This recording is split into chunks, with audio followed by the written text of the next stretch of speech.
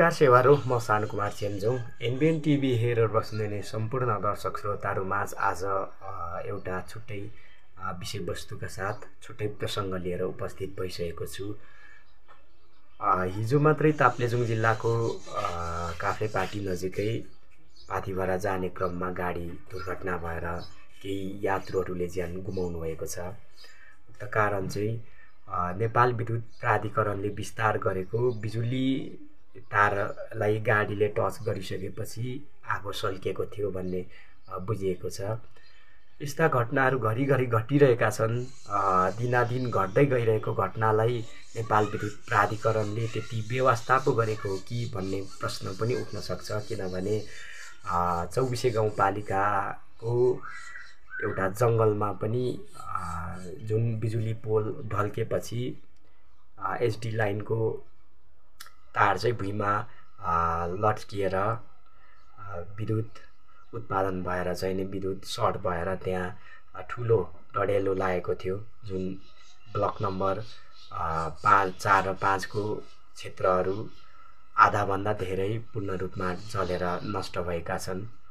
यस्ता घटनाहरू घरिघरि घटिरहँदा पनि नेपाल विद्युत प्राधिकरणले व्यवस्था गरेको सुन्दाखेरि अलिकति हामीलाई चाहिँ नि दुःख लाग्छ। किनभने हामीले कर तिरेका छौँ, बत्ती बाले बापतको कर छ हामीलाई, र सरकारले व्यवस्थापन विस्तार गरिसकेपछि व्यवस्थापनको विषयलाई पनि ध्यान दिनुपर्छ जस्तो लाग्छ।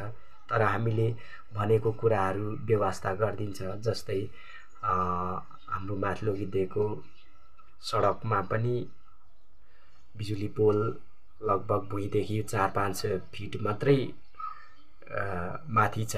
हामी यसो उभिएर माथि हात आकाशतिर लाँदाखेरि माथि उठाउँदाखेरि झन्नै तार टच गर्न सकिन्छ। यस्तो अवस्थाहरू हेर्नलाई चाहिँ विद्युत प्राधिकरणले व्यवस्था गरिराखेको अवस्था देख्न सकिन्छ।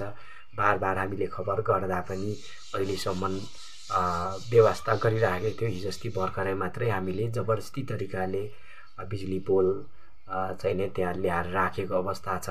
र त्यसलाई फेरि पोल उठाउने क्रममा चाहिँ अब हामीले उठाएर नहुने प्राविधिक चाहिँ चाहिने अवस्थाले गर्दाखेरि हामीले त्यो पोल त्यत्तिकै राखेको अवस्था छ। कमसेकम विद्युत प्राधिकरणले यस्ता समस्याहरूको न्यूनीकरणको निम्ति त पहल गर्नुपर्ने स्थिति देखिन्छ। तर किन व्यवस्था गरिराखेको होला भन्ने चाहिँ हामीलाई लागिरहन्छ।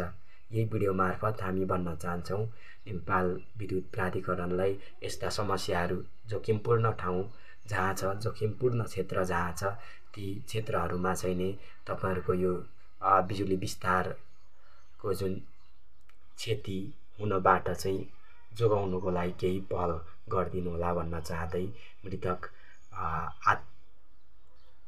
यात्रुहरूप्रति, मृतक आत्माहरूप्रति चिर शान्तिको कामना व्यक्त गर्न चाहन्छु।